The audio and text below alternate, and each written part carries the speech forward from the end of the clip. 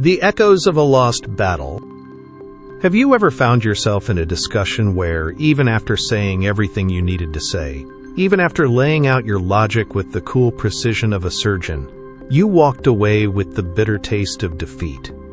Have you ever felt that knot in your throat, that burning in your chest, a private, humiliating echo chamber in your mind replaying the conversation for hours, for days, searching for the perfect retort that never came?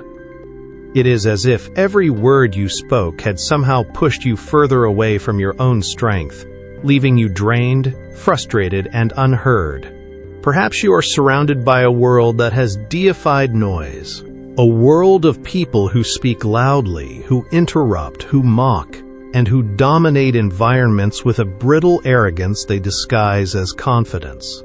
And maybe, deep down, you have accepted their premise. You believed that staying silent was a sign of weakness, that not defending yourself was an act of surrender, that not reacting was the same as losing. You have been taught that your voice is your power, that you must speak your truth, and so you use it, again and again, only to find yourself more exhausted, more unheard, more powerless than before. But what if I told you that this entire belief system is an illusion, a grand and noisy stage play designed to distract you from where true power resides? What if the game you've been trying so desperately to win is, in fact, unwinnable by its very nature? And what if true power has never been in the words you speak, but in the profound, unshakable silence you command? This video is for you who constantly feels ignored, overshadowed, and invalidated. For you who leaves every conversation with the draining feeling that no one truly heard what you meant to say. For you who is tired of being the easy target, the nice one, the one who is expected to keep the peace while others take advantage of your calm. Perhaps you have confused your silence with submission, but today I will show you that silence can be your most powerful weapon, your most impenetrable shield, and your most definitive statement. We will explore how true victory does not come from winning an argument, but from transcending the need to enter one. Get ready to see silence in a new light, not as an absence of response, but as the definitive response. Before we descend into the abyss of this idea, a brief pause. This channel is a space for those who seek the kind of strength that is not loud but deep. If you are one of them, I invite you to subscribe and join this silent rebellion against the noise. Your presence here is valued. Now, let us continue. Chapter 1. The Sickness of the Arguing Mind. Why do we feel such a primal, irresistible need to respond? To rebut? To correct? To prove, with escalating urgency, that we are right? It is because, deep down, we have been conditioned by a herd morality that teaches us that truth is fragile and must be defended, tooth and nail. We have signed a social contract we never read, one that obligates us to engage, to clarify, to fight for our position. That if we remain silent in the face of a challenge, we are complicit in a lie, we are allowing the other to win. But Nietzsche, the great physician of the soul, saw this impulse not as a sign of strength, but as a symptom of our deepest weakness, the desperate, gnawing fear of appearing weak. And behind this fear lies the ego, a fragile, trembling king ruling a castle made of glass, terrified that a single stone of dissent will shatter his entire kingdom. This ego cannot stand to be questioned. It confuses disagreement with a personal attack, and it turns every conversation into a battlefield for its own survival. Nietzsche argued that most people do not seek truth when they argue, they seek power. More specifically, they seek a reaffirmation of their own beliefs, not because those beliefs are solid, but precisely because they are not. Their worldview is a house of cards, and they fear that a single breath of dissent will bring it all crashing down. Argumentation, in this sense, is not a tool of wisdom. It is a defensive armor, a desperate, noisy cry from the ego, to maintain control of the narrative. It is the sound of insecurity. What does this mean for you? It means that the moment you feel compelled to justify yourself, to explain, to prove your point, you have already entered their game, on their terms, and you have already lost. You have accepted their frame. The simple need to justify your position reveals that you are still trapped in the desire to be accepted, to be validated, to be understood by those who have no intention of understanding you. You have handed them the keys to your emotional state, allowing them to dictate your peace. You are leaking your soul's vitality word by word. True strength, Nietzsche insisted, lies not in convincing others, but in the profound and serene indifference to whether they are convinced or not. It is in possessing a solid inner core, an unshakable center of gravity. When you have this, you no longer need the world to validate your reality. It is in holding your own vision, your own truth, even in the face of laughter, criticism, or outright rejection. The power he describes is not measured in verbal victories, but in an unbreachable internal mastery. A power that grows not when you speak, but when you stop reacting. The reactive mind is a subjugated mind. The observing mind, that is the one that is free. Chapter 2. The Lion and the Hyenas. To understand this in action, let us paint a picture. Imagine the vast, sun-scorched savanna. The air is thick with heat, the dust kicked up by a dry wind. Under the sparse shade of an acacia tree rests a lone, magnificent lion. He is the embodiment of power, not because of his roar, which he holds in reserve, but because of his immense, silent presence. His stillness is a statement of absolute dominion. Now, a pack of hyenas approaches. They are masters of noise, agitation, and attrition. They do not possess the lion's raw power, so they rely on psychological warfare. They begin to circle him, a chaotic dance of yipping, cackling laughter, and feigned charges.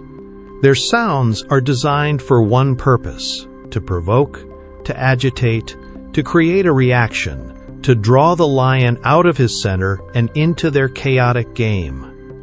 They are arguing with his existence, questioning his right to be there, to be at peace. The weak lion, the one still governed by a fragile ego, would immediately react.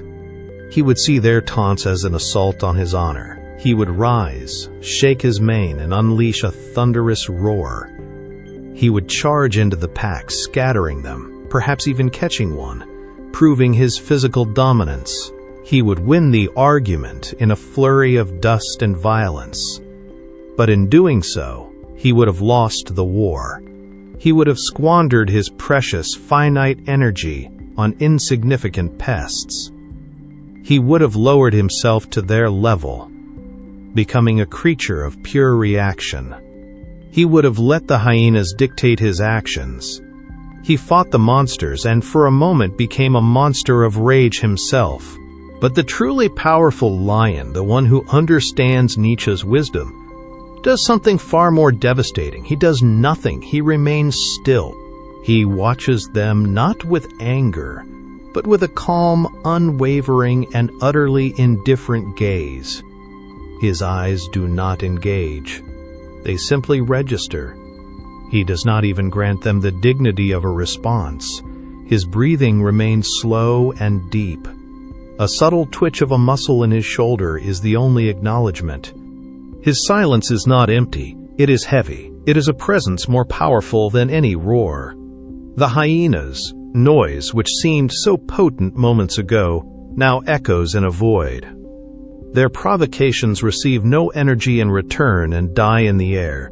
Their game requires a reaction, and he refuses to play. His silence is a wall of pure energy they cannot breach. It communicates a simple, terrifying message. You are irrelevant.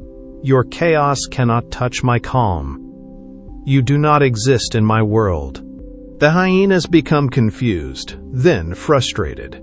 Their social dynamic, which relies on agitation and response, breaks down. They are forced to confront their own frantic energy in the face of his immense calm. Their laughter becomes nervous. They have exhausted themselves attacking a mountain.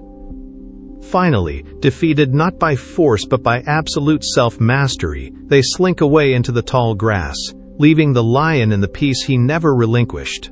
He won, not by fighting but by refusing to fight. His silence was not an absence of response, it was the definitive response.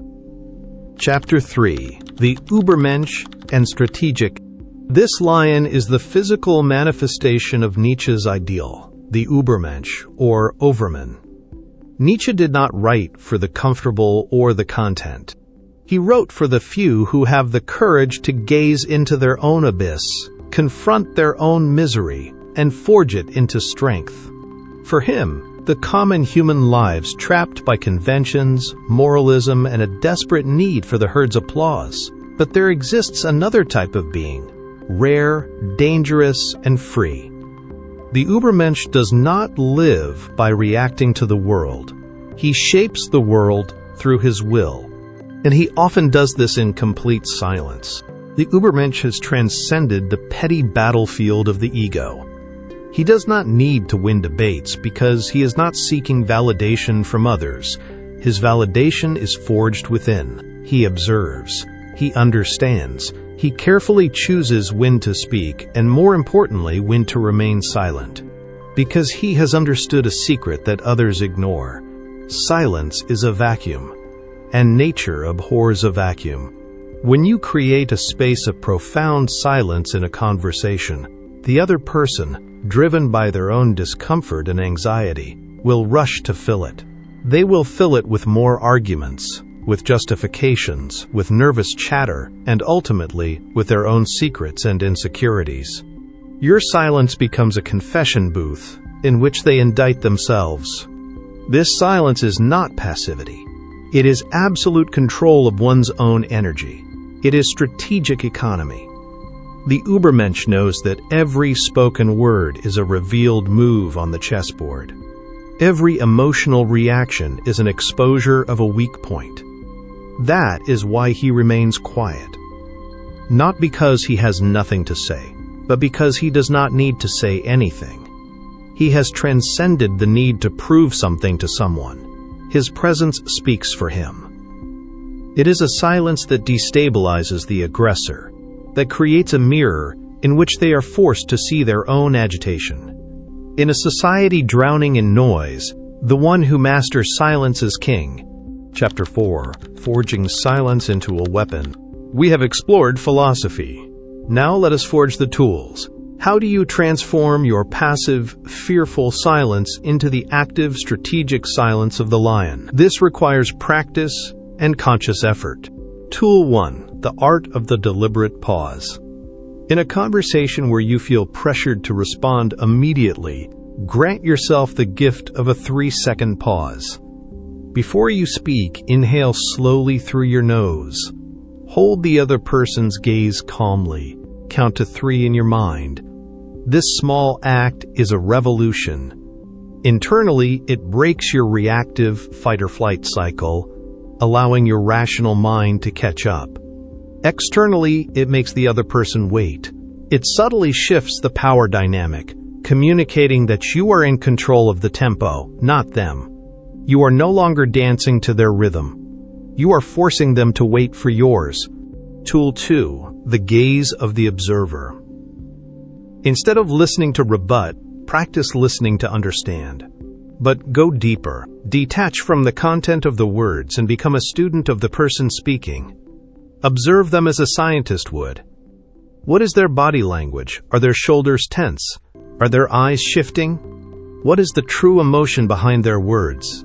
Is it anger, or is it fear disguised as anger? By shifting from a participant to an observer, you detach your ego from the outcome. Their words become data, not attacks. This calm, penetrating gaze is incredibly disconcerting to an aggressor because it signals that you are not emotionally hooked by their performance. Tool 3. The minimal response. You do not need to meet a torrent of words with a torrent of your own. Master the art of the minimal, neutral response. A simple, "I see," or "that's an interesting perspective," or "I'll have to think about that," or even just a slow, thoughtful nod. These phrases are powerful because they de-escalate while holding your ground. They acknowledge that you have heard them, which prevents them from escalating, but they do not validate their argument or cede any territory. You remain a calm, unmovable rock against which their waves of words crash and dissipate. Tool 4. The silence of departure. This is the ultimate tool, and it requires the most courage. You must internalize this truth. You do not owe anyone an argument. You are never obligated to participate in a battle you did not choose. If a situation becomes toxic, unproductive, or disrespectful, your most powerful move is to end it, not with a final parting shot, not with a dramatic exit, but with a calm, decisive silence. A simple, "I don't think this conversation is productive anymore," followed by you turning and physically walking away. This is the ultimate expression of self-respect. It is the lion deciding the hyenas are no longer worth its time. It communicates that your peace is more valuable than their need for conflict. Tool 5. The silence of creation. All the energy you conserve by not engaging in pointless arguments must be channeled somewhere. The Übermensch does not simply hoard power, he uses it to create. Instead of wasting an hour in a futile debate, use that hour to work on your craft, to read, to build, to create something of value. Let your work, your success, your creations be your argument. A masterpiece needs no defense. A life well lived needs no explanation. This is the ultimate victory, to build a world so solid that the noise of others becomes nothing more than a distant, irrelevant echo. Victory before the battle. We began with the feeling of walking away from a battle of words, feeling like you lost. We now understand that the only way to win was to never enter that battle at all. We gazed into the abyss of conflict, but by choosing silence, we refused to let the abyss gaze back into us. The monster you were fighting was not the other person, but your own reactive ego, your own need for validation. By refusing to fight, you starve that monster and awaken the sovereign within. We have journeyed into the heart of Nietzsche's most challenging ideas. We've diagnosed the sickness of the arguing mind as a weakness born of fear. We have witnessed the power of the lion's strategic silence against the meaningless noise of the hyenas. We have understood the Übermensch not as a tyrant, but as a master of the self, who uses silence as a tool of presence, power, and perception. And we have forged a practical, 5-part toolkit: the pause, the gaze, the minimal response, the departure, and the act of creation, to begin transforming our silence from a shield of submission into a sword of sovereignty. Look at your life. How many more hours will you sacrifice on the altar of pointless debate? How many times have you remained silent out of fear, only to rage inwardly later? How many times have you allowed others to set the terms of your engagement with the world? Enough. Nietzsche would say that living this way is an offense to existence itself. From this day forward, your silence must change its nature. It must stop being an escape and become an invisible shout of authority, a boundary, an affirmation of who you are, even if no one understands. Because who you are does not need to be understood by the herd. It needs to be lived by you. And that requires the courage to be quiet when everyone expects you to scream. As Nietzsche wrote, the snake which cannot cast its skin has to die. As well, the minds which are prevented from changing their opinions, they cease to be mind. Today, you have been given the key to a new kind of power. Let this be the day you change your mind about silence. Affirm this choice. Go to the comments and write, "My silence is my strength." Let it be a public declaration of your commitment to yourself. But do not stop here. This is one weapon in your arsenal. The next video is essential. It will expand on what you learned here, teaching you how to read the hidden intentions of others even when they speak. Watch it. Not for me, but because the lion must also have the cunning of the fox. Remember, The weak shout. The strong observe. The wise choose when and when not to speak.